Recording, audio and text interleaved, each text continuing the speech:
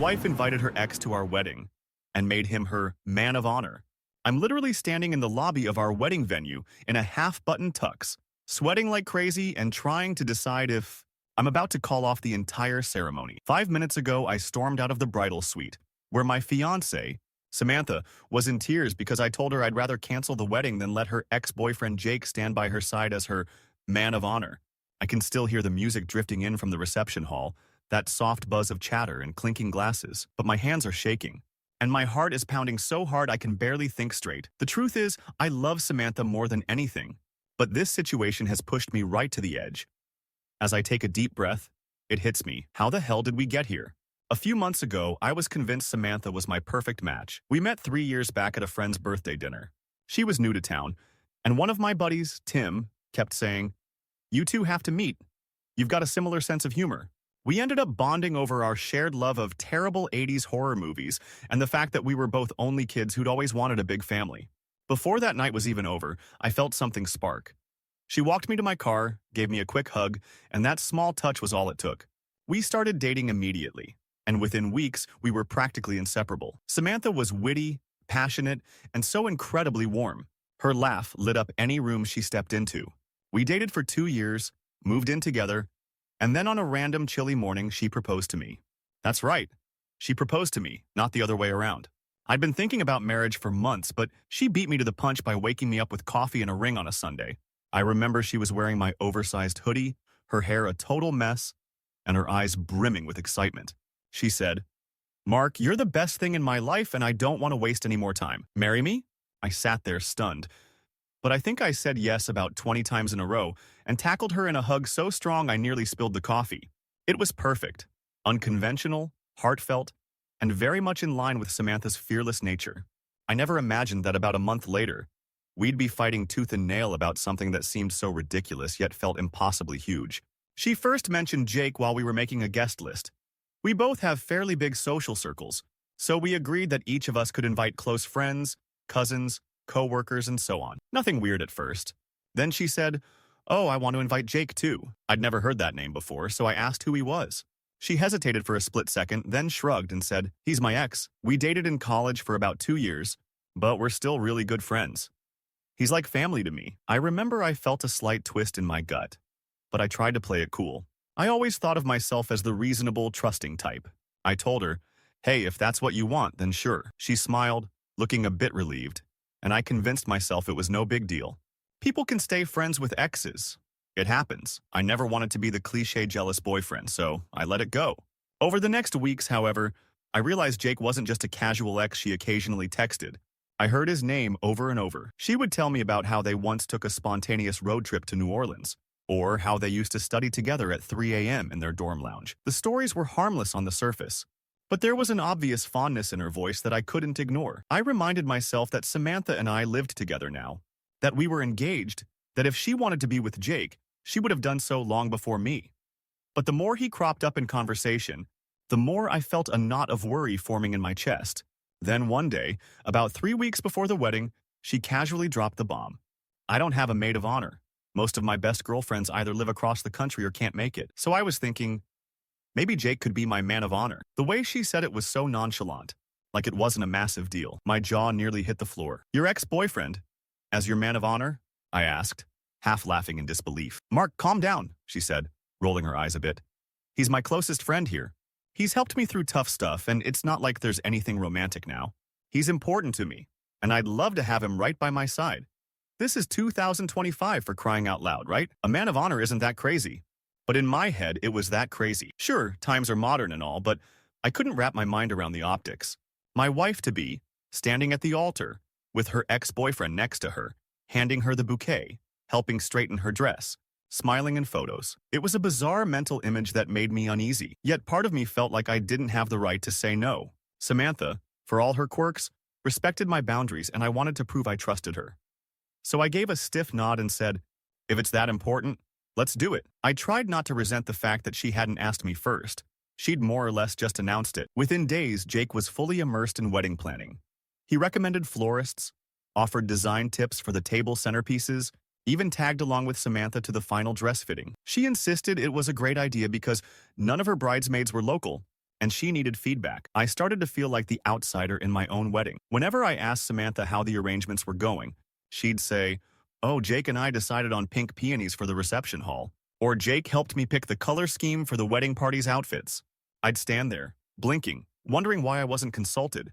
And each time, a little voice in the back of my mind whispered, "Why does she need him so close for these decisions?" Still, I managed to keep my frustration mostly in check. Then the rumors started. A friend of mine from work happened to see Samantha and Jake having dinner downtown. She claimed they looked awfully cozy, like they were having a date night. I tried to brush it off when my friend mentioned it. Maybe they were just going over wedding stuff. Maybe the lighting was romantic, so it gave the wrong impression. But all it took was that single suggestion to crack my facade of calm. I ended up confronting Samantha about it the next morning, saying, "Hey, do you think maybe it's weird for you to be going out alone with Jake?" She looked hurt and annoyed, telling me I was reading too much into it. "We had to finalize a florist contract," she snapped. "You were working late, so we grabbed a quick bite afterward, that's all." I nodded, but my gut was churning. One evening, about 2 weeks before the wedding, Jake stopped by with some color swatches to show Samantha. I was in the kitchen making myself a snack, and I overheard them chatting in the living room. They were reminiscing about their college days, laughing at inside jokes, even referencing some trip to Florida where they ended up sharing a motel room because of a booking mistake. My chest tightened so badly I had to put down the plate of food. I tried to remind myself that Samantha had chosen me, but it felt like they spoke their own language, referencing all these memories that didn't involve me.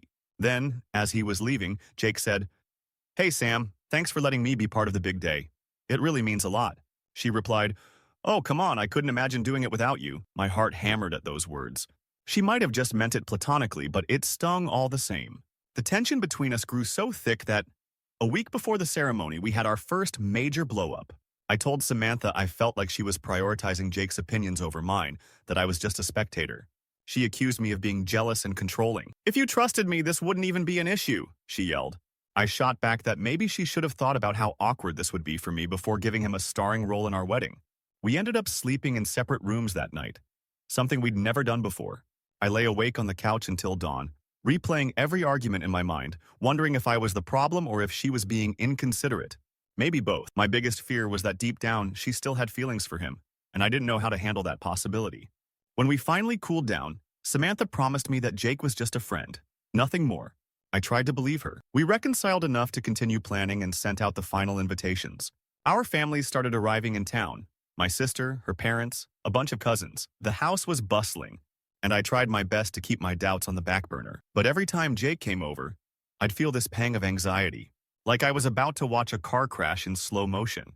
The day before the wedding, we had the rehearsal dinner. Everything was set up beautifully at a little Italian restaurant. Jake was there, of course, at Samantha's side, joking with her parents.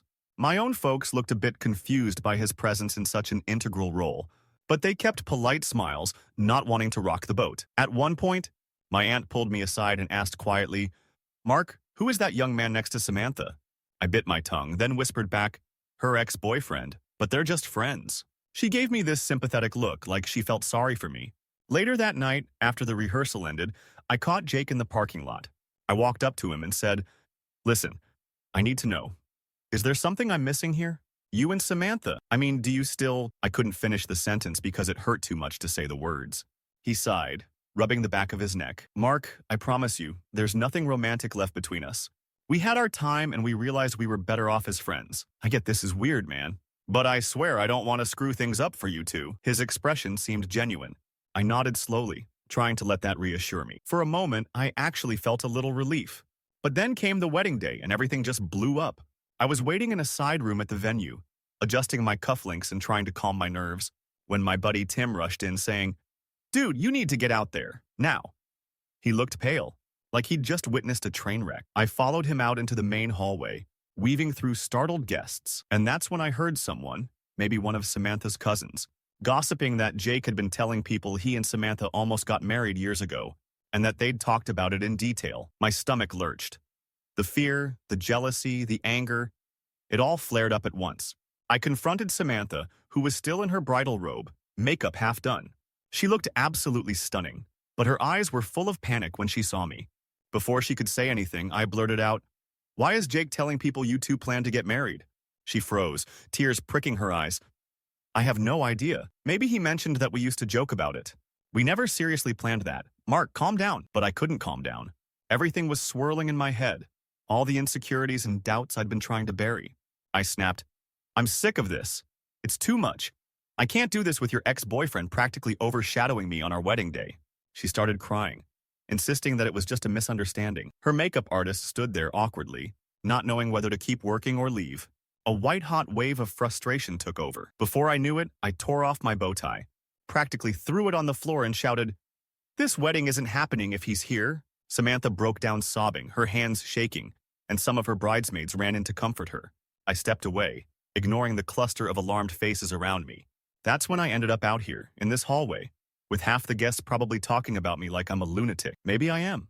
And yet, as I stand here, fists clenched, the ring box in my pocket feeling like a rock against my leg, I'm remembering all the reasons I love Samantha. She's warm, funny, spontaneous, the first person who ever made me think marriage could be an adventure rather than a trap. We've spent countless nights talking about our future kids, what we'd name them, how we'd decorate the nursery, the road trips we'd take as a family. We have so many shared dreams, and the thought of walking away from her, from all that, is unbearable. My best man, Tim, edges over to me, speaking quietly. "Hey man, I just talked to Jake. He looks freaked out. He swears he never said they almost got married for real, just that they joked about it once in college."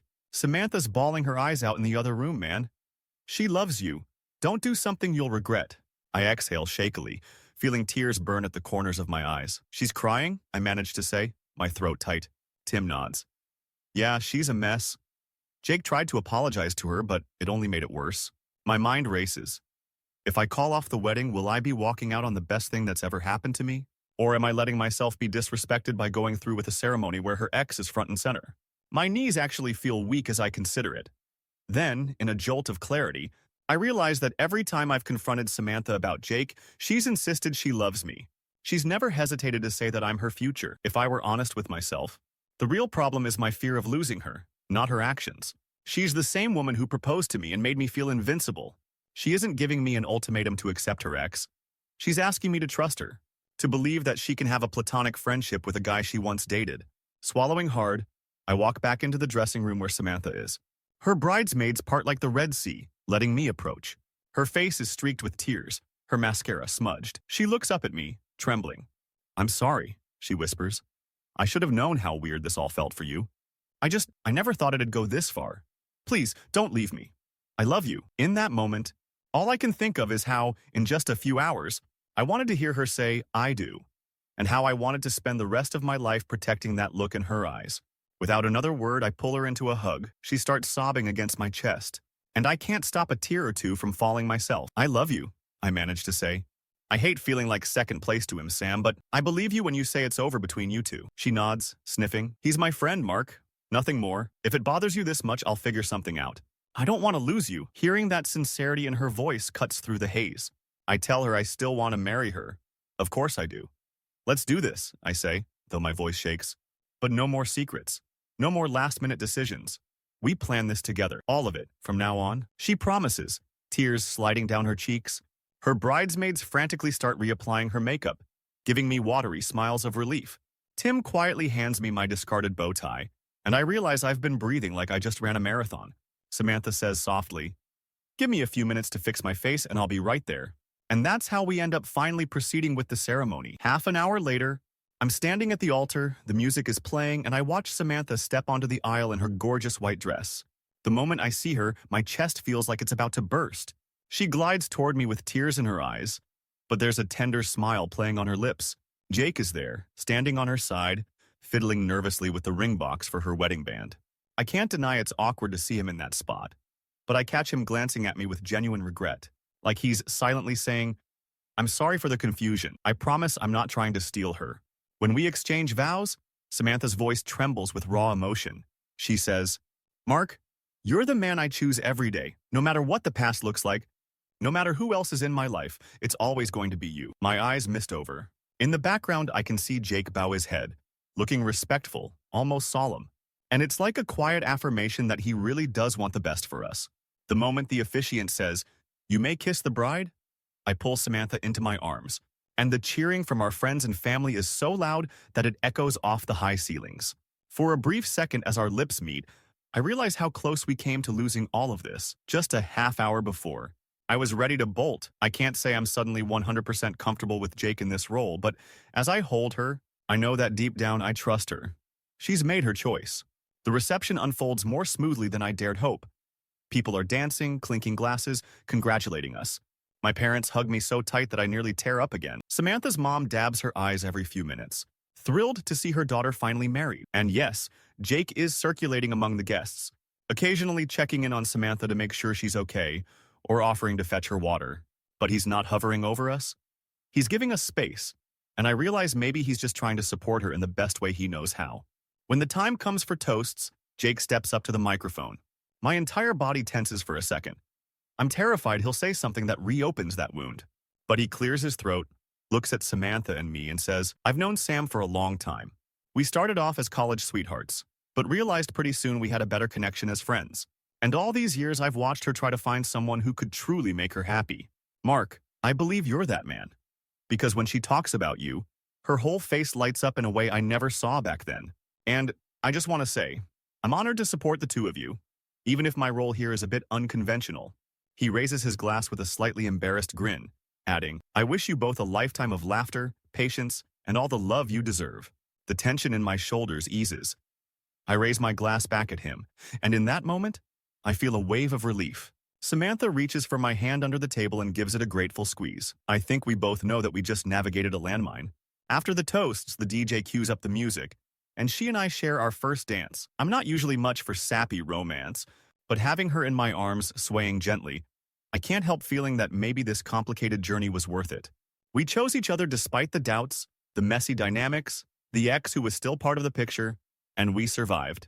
A little later, I find Jake off to the side of the dance floor, looking somewhat relieved that the drama is over.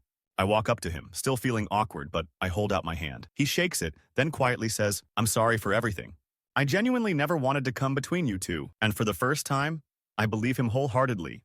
"I appreciate it," I reply, and we share a sort of tentative smile. It's not exactly a friendship in that moment, but it's not hostility either. It feels like an unspoken agreement that we can coexist, that we can support the same woman in different ways. He as a friend, me as her husband. As the night wears on, I notice Samantha laughing with some of her college friends, the train of her dress bundled in her arms so she can move around easily. She looks radiant, and every so often she catches my eye and sends me a beaming smile that makes my chest flutter. I keep thinking, this was almost ruined by my fear, but now that we've made it through, I feel stronger somehow. I realize that if we can handle this level of stress, this near disaster, and still choose each other, maybe we can get through anything. By the time the last guests are trickling out, Samantha and I are exhausted but elated. We share a small laugh about how we'll definitely have a story to tell our future kids. "Remember? That time Daddy almost called off the wedding because Mommy's ex was her man of honor?" she jokes, wiping sweat from her forehead. I laugh with her, though the memory is still fresh enough to make me cringe. Over the next few weeks, we settle into married life, opening gifts, writing thank you cards, returning leftover wine to the store. Jake texts Samantha a few times, but the interactions seem more reserved now, out of respect for our new marriage. I notice that Samantha is extra careful to share any updates or decisions with me, so I never feel blindsided again. Sometimes I think about how easily jealousy can consume you if you let it. If I'd walked away, I'd have missed out on this incredible partnership. One evening, as we cook dinner together in our small kitchen, Samantha says softly, "Thank you for trusting me." She looks up at me with those warm brown eyes, and I pull her close, pressing a kiss to her forehead. "Thank you for choosing me," I respond, and that's it. Simple, direct, and so full of truth. It's been about 2 months since our wedding day now, and when I replay those minutes outside the bridal suite, my hands shaking, my heart racing, sometimes I still feel a chill, but I also feel this deep sense of gratitude. Because that moment forced both Samantha and me to be completely honest about our fears and priorities. We had to decide right then whether we trusted each other enough to push past the baggage of old relationships. Looking back, I can't say I'd recommend letting an ex serve as man of honor to anyone who asks. It's definitely not for the faint of heart. But in our case, it turned into a weirdly meaningful test of how committed we were. Samantha and I learned that marriage isn't about avoiding every complication. It's about facing them together, stumbling through the awkward moments, and owning up to our insecurities. Yes, it was messy. Yes, it made me question everything. But at the end of the day, Samantha walked down that aisle to me, And we both promised we'd never let our fears overshadow our love. If a relationship can weather that kind of storm, maybe it really is built to last. And every night, when I kiss my wife goodnight, I remind myself that trust is a choice we make daily, even when it's scary. Especially when it's scary.